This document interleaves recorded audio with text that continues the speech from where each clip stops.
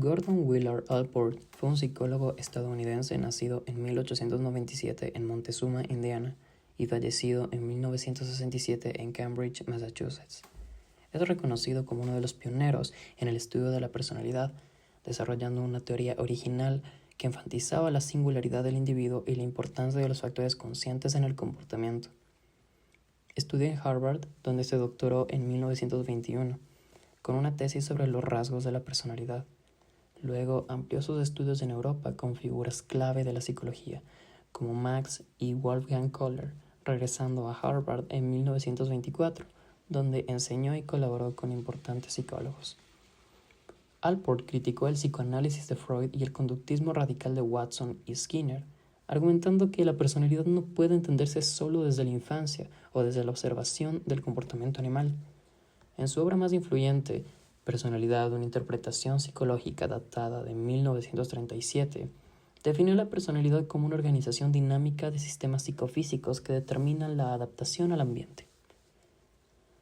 Introdujo el concepto de rasgo, diferenciando entre rasgos individuales y comunes, y propuso el principio de autonomía funcional, destacando que muchas motivaciones humanas no se explican por necesidades primarias como el hambre o el sexo, sino que adquieren independencia con el tiempo. Allport también estudió el prejuicio en la naturaleza del prejuicio, datada de 1954, donde analizó la discriminación racial y argumentó que los prejuicios pueden reducirse cuando distintos grupos interactúan en condiciones de igualdad.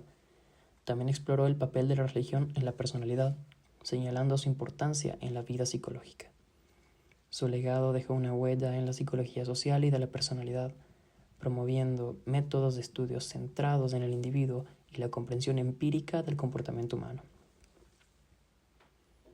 La personalidad, según Allport, es la organización dinámica interna del individuo de aquellos sistemas psicofísicos que determina su particular ajuste del medio. Los rasgos de personalidad son patrones habituales de conducta, temperamento, inteligencia, emocionalidad y sociabilidad que diferencian a las personas, caracterizados por aplicar su organización psicológica y excluyen los demás individuos, operando de un modo único en cada ser. Allport propuso una jerarquía de 3 niveles para entender la estructura de la personalidad.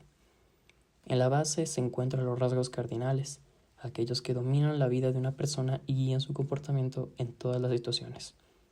Ejemplifiquemos la situación de la Madre Teresa de Calcuta, cuya vida giró en torno a la ayuda de los demás, en donde su sentido de altruismo y benevolencia es un claro ejemplo de rasgo cardinal.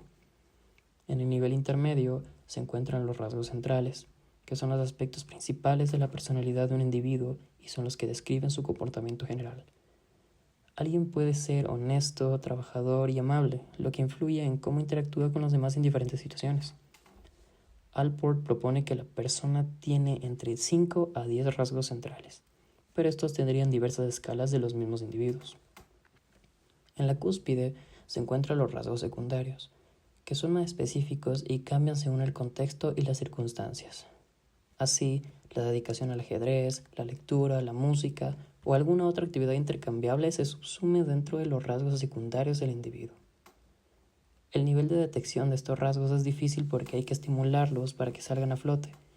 Allport solía decir que el mismo fuego que derrite la mantequilla endurece el huevo, haciendo alusión al alcance de los rasgos de la personalidad. Debido a que los rasgos producen una conducta persistente y estable, la misma se adecúa a situaciones diversas en las cuales el accionar termina por ser indistinto de otros sucesos, pues el énfasis está en el rasgo, mas no en lo que acaece. El propium de la personalidad es la autopercepción de ser una entidad diferenciada.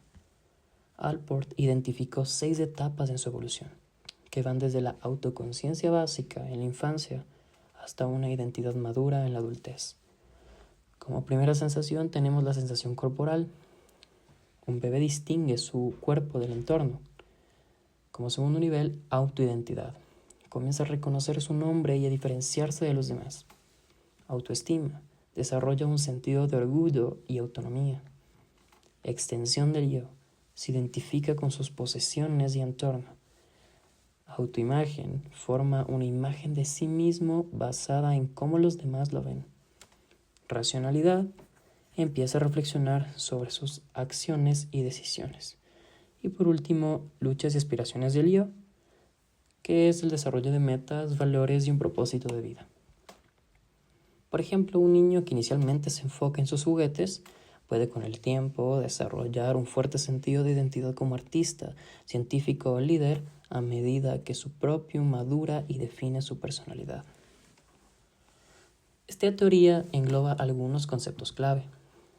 Allport apoya en gran medida su teoría en la concepción de la palabra rasgo, definido como el sistema neurofísico generalizado y focalizado, capaz de ofrecer muchos estímulos funcionales equivalentes y de preparar y dirigir formas coherentes de comportamiento adaptativo y expresivo. Otro gran concepto es el de autonomía funcional, que implica la necesidad o motivos que influyen en el comportamiento humano, necesidades autónomas y capaces de reproducirse.